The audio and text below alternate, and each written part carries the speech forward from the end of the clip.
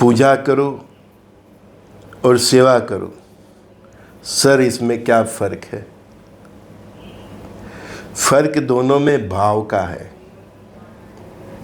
भाव से पूजा किया तब भी नारायण मिल जाएंगे, भाव से सेवा की तब भी नारायण मिल जाएंगे। सेवा का मतलब केवल यही नहीं कि जो सत्कर्म, परमात्मा ने आपको जो भी कर्म दिए है, समझो कि आप टेलर हो, आप मोची हो, मतलब आप अनाज करियाने के व्यापारी हो, आपका बड़ा बड़ा स्टोर हो, आप डायमंड के व्यापारी हो, आप प्रॉपर्टी के व्यापारी हो, कोई भी व्यापार हो,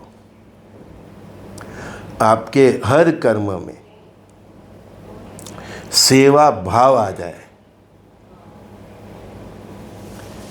सेवा का भाव आ जाए, निष्ठा आ जाए, पवित्रता आ जाए, इंसानियत आ जाए और ईमानदारी आ जाए, तो आपका वो कर्म भी उतना ही सही है, उसके भी उतने ही मार्क्स दिए जाएंगे जितना आप पूजा भक्ति करते हो। व्यापार करो पर नियति और नीति से करो, तो हर कर्म में आपका सेवा भाव छलक जाए।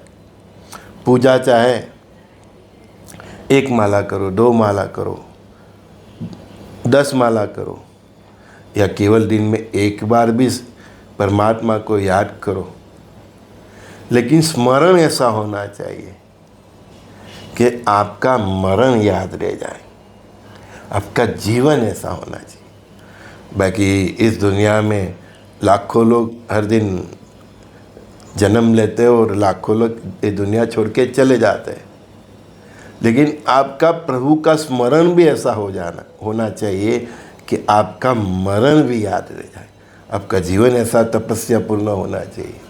और स्मरण के साथ अगर सेवा का गुण भी घुल जाए, इसमें ढुल जाए, तो फिर वो व्यक्ति इस धरा पर और वैकुंठ में सब जगह पूजनीय हो जाता है।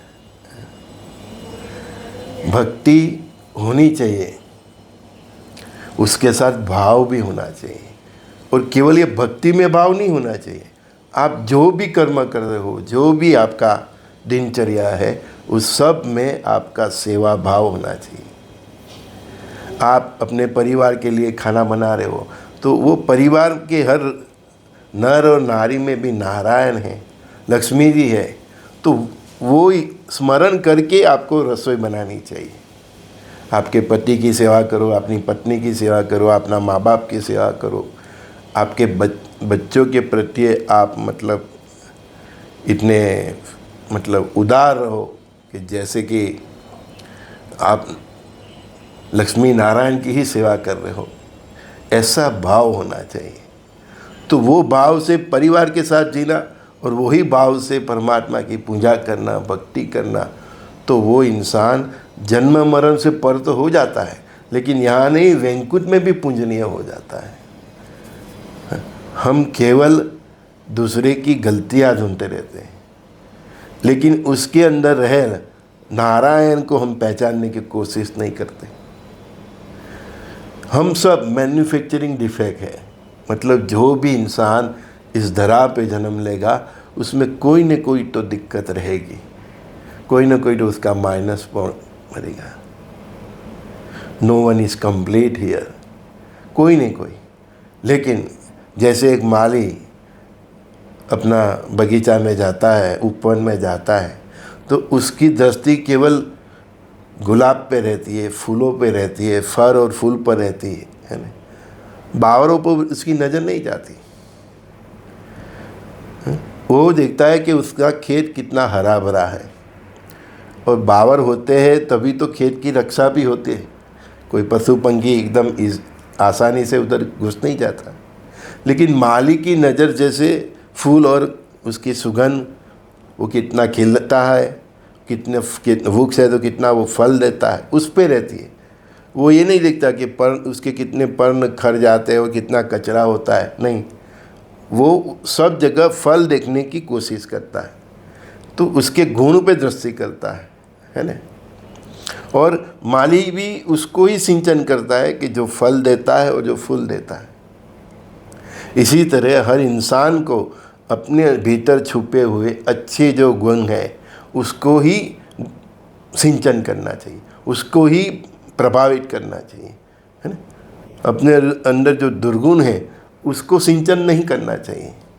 दुर्गुण फलीभूत हो ऐसे माहौल में भी नहीं जाना चाहिए।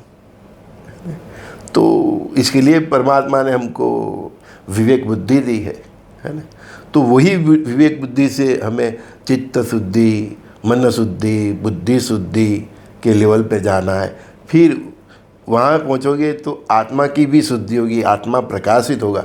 आत्मा तो शुद्धि होता है, लेकिन ये मन की, चित्त की और बुद्धि की अपवित्रता के कारण आत्मा की शुद्धि ढक जाती है।